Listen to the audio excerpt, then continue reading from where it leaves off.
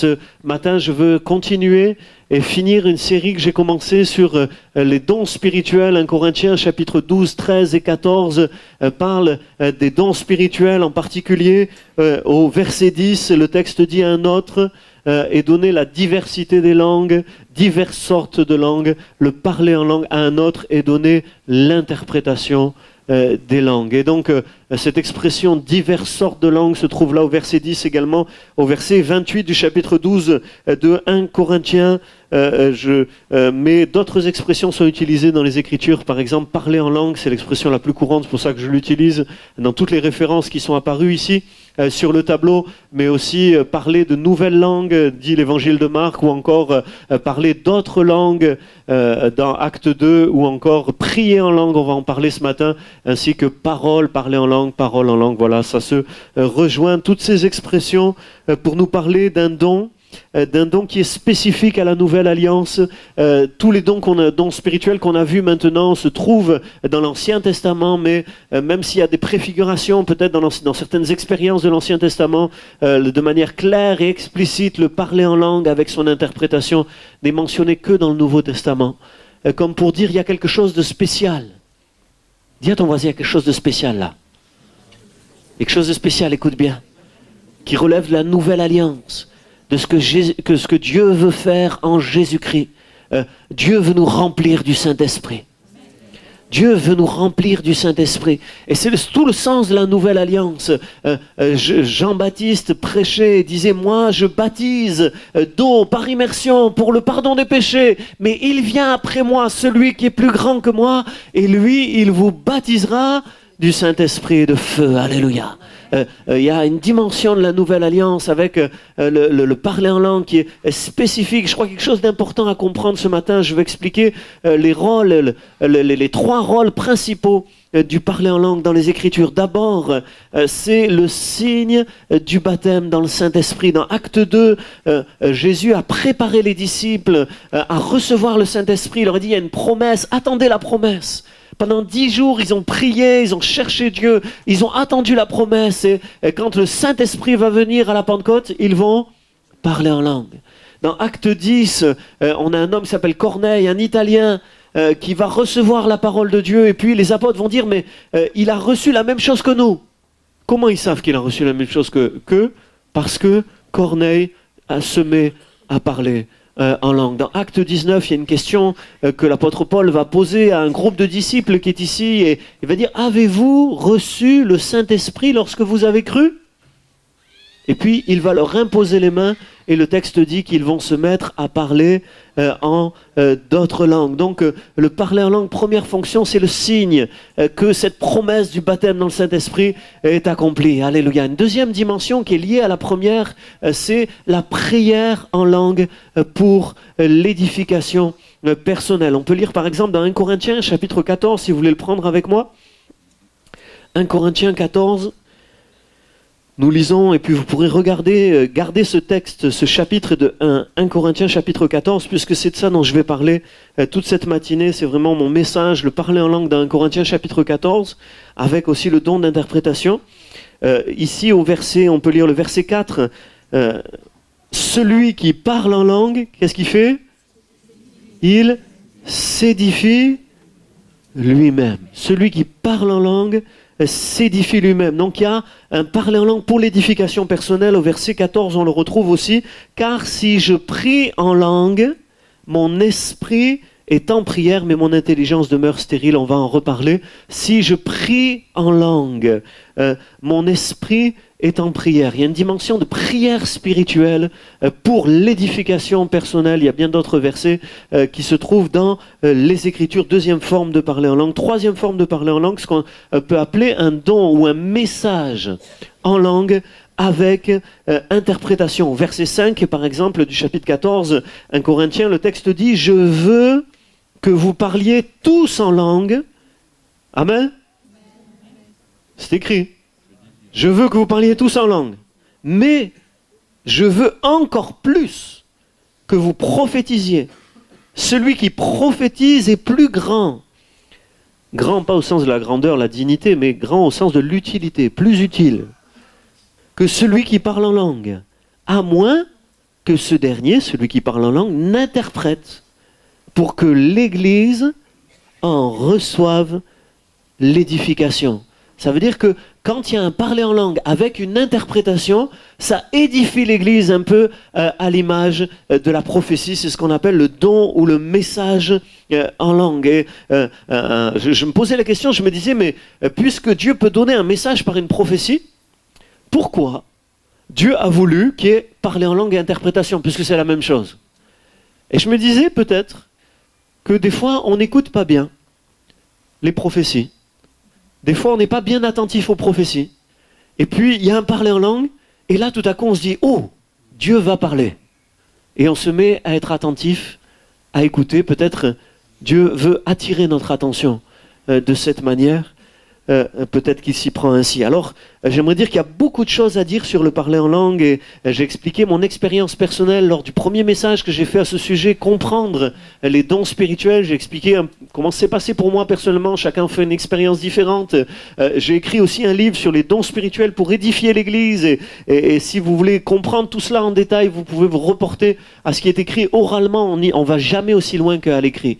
Et moi, je crois que ce n'est pas un hasard si Dieu a prévu de nous parler par un livre, alléluia. Parce qu'à l'écrit, on va toujours plus loin, on a le temps de lire, de relire, de méditer, on le disait avec un ami cette semaine, voilà, on a le temps de se pencher, de réfléchir à ce qui est écrit. Et Dieu veut qu'on comprenne. Vous savez, ce développement, 1 Corinthiens chapitre 12, verset 1, commence. Paul dit, « Je ne veux pas, frères, que vous soyez dans l'ignorance. » Et littéralement, c'est le contraire de la compréhension. Ce n'est pas le contraire de la connaissance, c'est le contraire de la compréhension. C'est-à-dire, je ne veux pas que vous soyez dans l'incompréhension. Il y a des choses à comprendre sur le domaine des dons spirituels, et c'est pour ça que Paul a écrit à notre intention. Alors, on n'a pas le temps de regarder tout en détail, mais nous allons principalement voir dans 1 Corinthiens chapitre 14, par exemple, le verset 2, si vous voulez le prendre avec moi. Dans ce verset 2, il y a, je crois, une clé importante, une clé essentielle aussi, un positionnement spirituel. Le texte dit, celui qui parle en langue, 1 Corinthiens 14, 2, celui qui parle en langue ne parle pas aux hommes, mais à Dieu. Car, c'est quoi? Qu'est-ce qui est écrit? Personne ne le comprend. Et c'est en esprit qu'il dit des mystère. Quelque part, il y a une dimension où personne ne comprend. Il y a une dimension de mystère, de caché, mais aussi révélé par le Saint-Esprit. Et il faut accepter, quelque part, il faut accepter de parler sans comprendre ce qu'on dit. Et ça, c'est pas facile. Pour nous, êtres humains, c'est pas facile. De parler sans comprendre ce qu'on dit. Au verset 4, le texte dit, on l'a lu, que celui qui parle en langue s'édifie lui-même. Il faut croire que ça nous édifie. Même si personne ne comprend, il faut croire que ça nous édifie. L'apôtre Paul, dans l'épître aux Romains, dit ceci, « L'Esprit nous aide dans notre faiblesse, car nous ne savons pas ce qu'il convient de demander dans nos prières, mais l'Esprit lui-même intercède par des soupirs inexprimable. » Et la suite du texte dit que Dieu sait ce que l'Esprit demande. Il sait que c'est selon Dieu que l'Esprit intercède, et l'Esprit qui sonde tout, même les profondeurs de Dieu. Voilà, Dieu sait ce que l'Esprit demande sans que nous le sachions nous-mêmes. Mais il y a une dimension, on le voit dans cette lettre aux Romains, il y a une dimension d'intercession.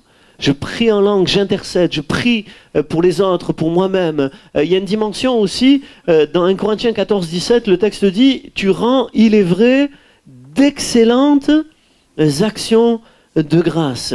Donc il y a de l'intercession, il y a de l'action de grâce, mais on ne sait pas exactement. Un pasteur racontait son expérience lorsqu'il a été baptisé dans le Saint-Esprit, qu'il a commencé à parler en langue. Il disait toujours les mêmes mots. C'était un ou deux mots, vous voyez, toujours les mêmes. Et c'était un peu même, pendant des mois, c'était toujours les mêmes mots. Alors il s'est même demandé, est-ce que c'est bien, toi, de répéter toujours la même chose? Qu'est-ce que ça veut dire? Et personne ne comprend. Donc c'est un peu compliqué, parce qu'il croit dans la parole de Dieu et qu'il a ouvert son cœur au Seigneur, il a continué.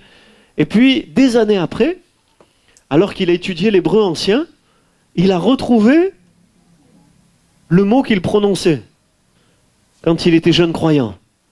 Et c'est intéressant parce qu'il il dit que quand il priait en français, il disait « Seigneur, tu bénis un tel, tu bénis un tel, tu bénis l'église, tu bénis toute la famille, tu bénis tout le monde. » Et puis, le mot qu'il disait en langue, c'était « bénis-moi ». Bénis-moi, bénis-moi, bénis-moi, bénis-moi. Parce que des fois, on croit que, vous voyez, on a un grand cœur, c'est bien. Mais c'est nous qui avons besoin d'être bénis. Et ça, l'Esprit de Dieu le sait. La prière en langue, c'est une prière inspirée où on prie ce qu'on a besoin réellement. Qui est-ce qui est avec moi là encore? Je veux voir ceux qui sont avec moi là. On prie selon l'inspiration de Dieu. Personne ne le comprend, mais c'est une prière inspirée. Et accepter que des choses nous échappent, accepter que la vie spirituelle dépasse ce qu'on comprend, accepter que c'est un don de Dieu, que c'est bon pour nous. Si c'est un don de Dieu, c'est bon. C'est sûr. Accepter de prier par l'Esprit, par la foi, c'est essentiel. Et c'est important. Est-ce que tu es de ceux qui acceptent ce qui te dépasse? Ou est-ce que tu as envie de tout contrôler? Et il y a des gens comme ça, ils sont bloqués parce qu'ils veulent tout contrôler. Ils veulent tout maîtriser, ils veulent tout comprendre. Est-ce que tu as compris qu'il y a des choses que tu ne comprends pas? Est-ce que tu as compris que Dieu est infini, que tu ne comprendras jamais tout? Est-ce que tu as compris que la vie spirituelle, quelque part, ça te dépasse? C'est au-delà de nous. Le parler en langue, quelque part, nous rappelle que c'est au-delà de nous, qu'on ne peut pas tout maîtriser, qu'on ne peut pas tout comprendre. La vie de l'esprit, c'est plus grand que toi. Est-ce que tu reconnais que la vie de l'esprit, c'est plus grand que toi? Ou est-ce que tu bloques? Parce que tu veux tout comprendre, tout maîtriser, tout rationaliser? Moi, personnellement, et je peux donner ce témoignage, que moi, j'aime bien comprendre. Et je crois que Dieu aime bien quand on comprend. Je vais l'expliquer. Mais il a fallu, à un moment donné, que je fléchisse le genou et que j'accepte que Dieu était plus grand que moi, que Dieu comprenait ce que je ne comprends pas, que l'intelligence suprême, c'est lui qui a créé l'univers, que c'est même lui qui a créé notre propre intelligence. Dans ma famille, on avait un peu... beaucoup le culte de la raison, le siècle des Lumières, le culte de la raison. Et puis, à un moment donné, j'ai compris que celui qui a créé la raison humaine, c'est Dieu le Créateur. Alléluia. Il est au-dessus. Il est au-delà. Et il faut l'accepter spirituellement pour rentrer dans une dimension plus grande dont la prière en langue fait partie, la communion avec le Saint-Esprit. Et en pratique, je peux dire que ce langage spirituel, quand on s'abandonne à la présence, à la communion du Saint-Esprit, se développe. Il y a même diverses sortes de langues. On peut prier tantôt une langue, tantôt une autre, tantôt répéter les mêmes choses parce que peut-être ça correspond à notre prière, et puis tantôt avoir de nouvelles phrases et de nouvelles inspirations dans ce sens. Voilà la première chose que je voulais dire. Accepter de parler sans comprendre ce qu'on dit. Accepter que ça nous dépasse. Et de s'abandonner à la présence de Dieu. Amen. J'aimerais entendre amen ceux qui sont d'accord. Amen. Une deuxième dimension qui est peut-être aussi importante, si ce n'est plus importante encore, à partir du verset 5 jusqu'au verset 13 et même tout le long de ce chapitre, Paul va insister sur un aspect essentiel, c'est la dimension de privilégier les paroles compréhensibles par tous. Au verset 6, il va parler de l'utilité. C'est-à-dire quand tu parles, il faut que ce que tu dis soit utile quand même. Quand il y a quelqu'un. C'est important que ce que tu dis soit utile aux autres.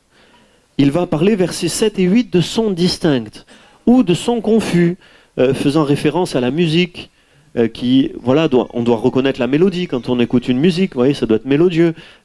Il parle de l'appel au combat. Si on veut faire la guerre, la trompette, il faut que ça soit clair, il faut que les soldats entendent clairement l'appel au combat pour pouvoir se mobiliser. Et il dit quand on parle aussi, il faut que ça soit distinct, que ça soit clair. Il parle au verset 9 de paroles significatives. Au verset 10, il parle de langue intelligible, compréhensible. Au verset 11, il parle du sens. Du sens. Toute langue a un sens.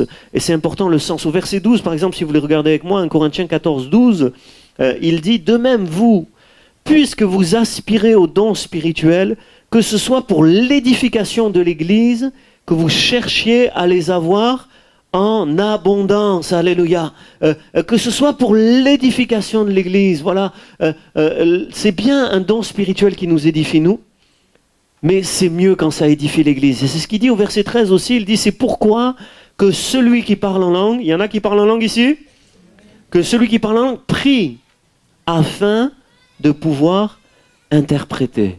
Prier pour interpréter. Parler en langue c'est bien, interpréter c'est c'est mieux. Hein, il ne s'agit pas d'une traduction mot à mot, mais il s'agit de rendre la pensée, d'exprimer le sens, la pensée de Dieu par l'interprétation, c'est mieux.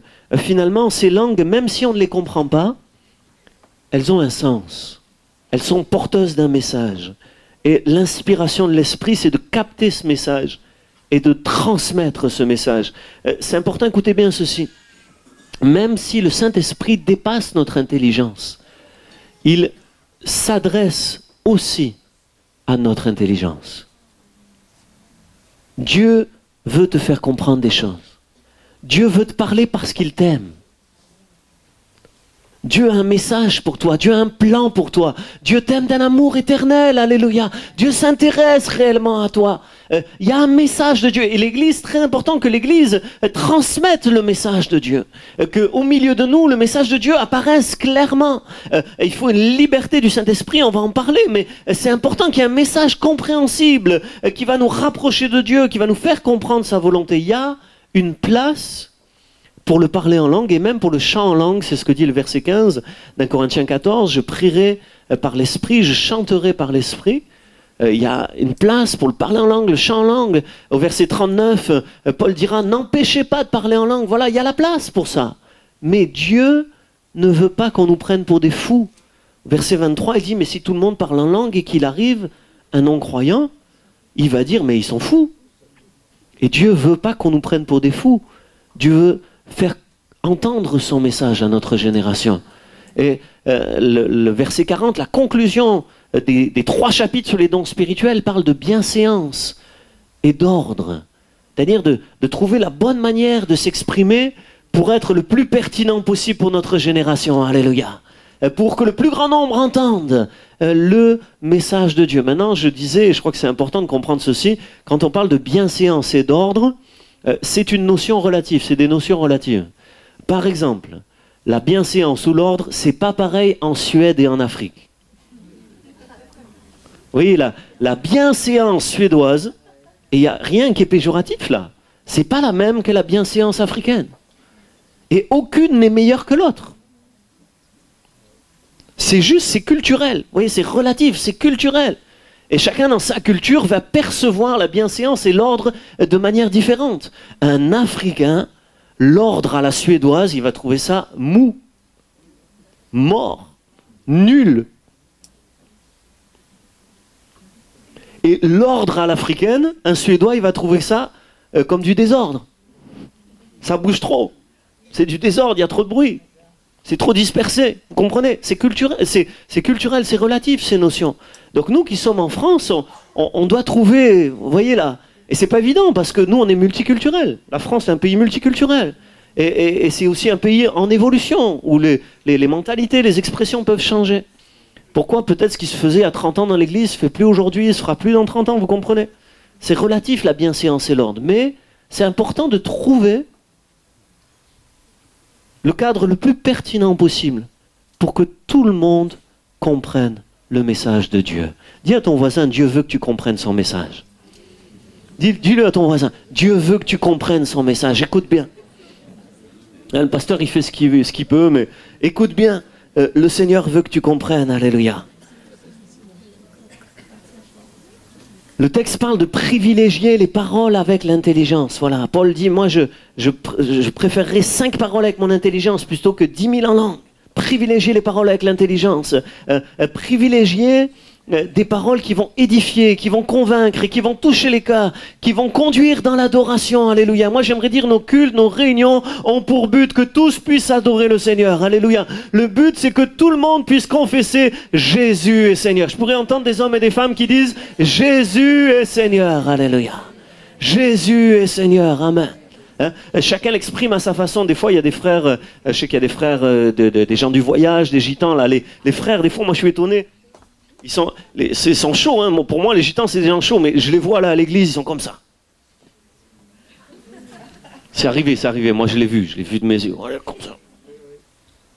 Mais quand on prie, ils disent Jésus est Seigneur, alléluia. Ils ont compris que Jésus est le Seigneur, c'est ça qui compte. Comprenez? Quelle que soit la façon de l'exprimer, c'est ça qui compte. Dieu veut rejoindre ta vie. Dieu veut te sauver, Dieu veut te conduire dans l'adoration. Il t'aime tellement, alléluia, il appelle ton amour.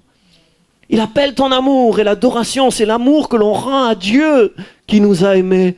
Le premier, c'est le but du Saint-Esprit au milieu de nous. Et quand on aime les autres, alors on va rechercher dans l'Église ce qui est compréhensible pour tous, ce qui va les édifier, ce qui va les encourager dans la foi. Si un don en langue n'est pas interprété, eh bien on ne va pas en donner un deuxième, on va prier pour que Dieu nous donne l'interprétation.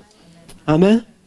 J'aime beaucoup ce témoignage d'un directeur d'école biblique anglais qui raconte, c'est son expérience. Il dit qu'un jour, alors qu'il était dans une réunion de prière, il y a eu un don en langue qui n'a pas été interprété. Et il dit qu'il a ressenti une tristesse. Il s'est dit, mais quelque part, c'est pas ça que tu veux, Seigneur. C'est pas ça dans la parole. Il faut qu'il y ait une interprétation. Alors il s'est mis à chercher Dieu, il s'est mis à prier et à dire, Seigneur, donne-moi l'interprétation. Et la prochaine fois qu'il y aura un don en langue, je partagerai l'interprétation que tu m'auras donnée. Il a vraiment cherché Dieu profondément. Et puis quelques temps après, notre réunion, il y a eu un don en langue. Il a eu l'occasion de se lancer. Et comme il dit, je suis rentré dans l'interprétation des langues par la foi. Par la foi, pour combler une carence, un manque, pour me conformer aux Écritures. Et puis il dit, pendant des mois, j'ai exercé ce don par la foi. Et puis les confirmations ont commencé à venir. Et il parle de plusieurs confirmations. Il y en a une qui m'a beaucoup touché. Il dit qu'à un moment donné, il est devenu donc directeur de l'école biblique en Angleterre, là, des Assemblées de Dieu. Et puis ils sont partis faire une réunion à Manchester. Et c'était une quarantaine d'étudiants qui chantaient, qui témoignaient, lui prêchait. Et il dit qu'à la fin de la prédication, alors qu'il a fini de prêcher, il y a quelqu'un qui s'est mis à parler en langue. Il y a eu un message en langue à la toute fin de son message. Et là, comme il l'a toujours fait par la foi, la pensée qui est venue sur son cœur, il l'a partagée et il a donné la pensée de Dieu. Et puis la réunion s'est finie quelques temps après. Et à la fin de la réunion, un de ses élèves qui vient du Burkina Faso a couru vers lui. Il lui a dit, pasteur, c'est extraordinaire. Vous savez, la femme qui a parlé en langue à la fin de la réunion, elle a parlé le moré, la langue de mes parents, ma langue maternelle que j'ai appris quand j'étais petit. C'est une Irlandaise, j'étais la voir, elle connaît rien à mon pays, mais Dieu lui a inspiré la langue de mon pays, alléluia. Alors là, le directeur de l'école biblique, il dit, ah ouais. Et il dit, et l'interprétation alors? C'était ça? Qu'est-ce que t'en penses? Et il dit, c'était exactement ça l'interprétation, mot pour mot, c'était ça, c'était la pensée, c'était ce qu'elle a dit en moré, vous l'avez dit en anglais. Alléluia. Dieu avait inspiré une Irlandaise pour parler en moré et un Anglais pour donner l'interprétation. Alléluia. Amen. On pourrait donner plein d'exemples, vous voyez, je multiplie les exemples, encouragerai notre foi, mais j'aimerais que on comprenne ceci. Je veux finir, je veux pas être long, je préfère qu'on puisse avoir un temps pour prier. Concrètement, et je crois que c'est important de comprendre ceci, je dis cela en finissant. Concrètement, un auteur qui s'appelle Denis Bennett dit ceci, ce n'est pas Dieu qui parle en langue, ce sont les hommes, mais avec les mots que leur donne l'Esprit. Un autre auteur dit, c'est pas le Saint-Esprit qui parle en langue, c'est nous, sous l'inspiration du Saint-Esprit. Et puis il rajoute là, Denis Bennett, le croyant doit toujours se mettre à parler lui-même. Le parler en langue et l'interprétation n'est pas involontaire. Et je crois que c'est important pour finir de comprendre que tous les dons spirituels dont on a parlé, des fois on peut peut-être les exercer sans l'avoir vraiment voulu, sans en être conscient, c'est possible. Mais la plupart du temps, c'est un acte volontaire. C'est un pas de foi. C'est une dimension spirituelle dans laquelle on rentre parce qu'on a soif, parce qu'on désire, parce qu'on a envie. Alléluia. Il y a dans les cieux un Dieu qui veut te remplir du Saint-Esprit, qui te dit, qu'est-ce que tu veux, toi? Je ne te forcerai jamais.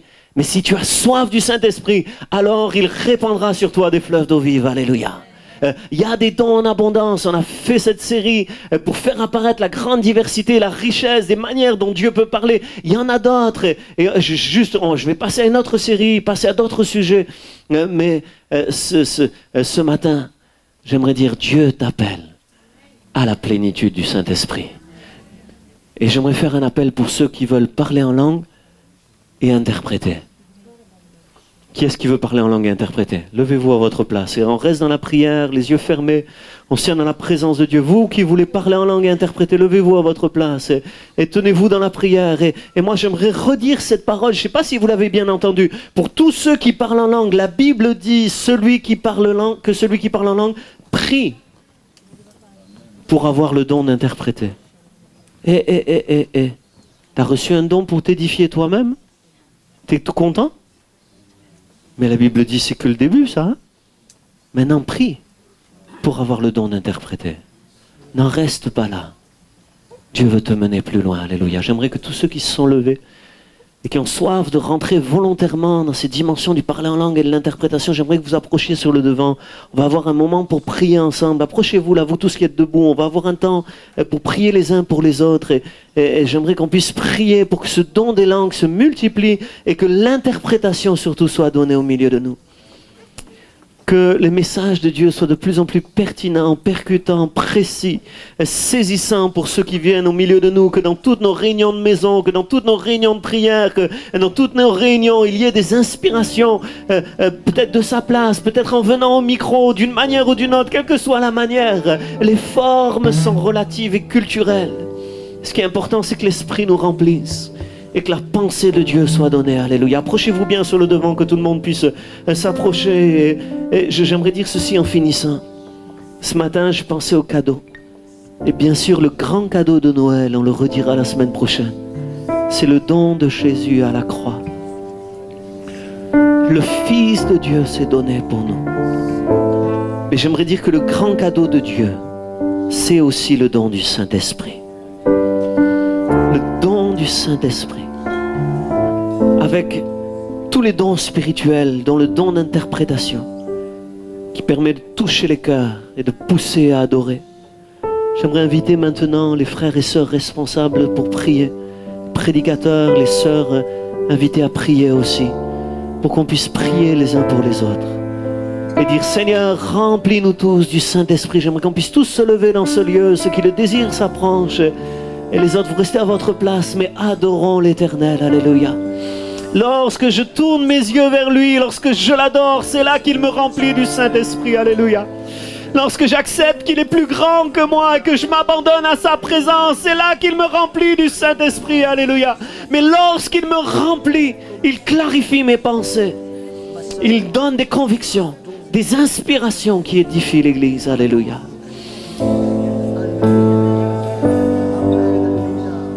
Oh, chantons et prions de tout notre cœur.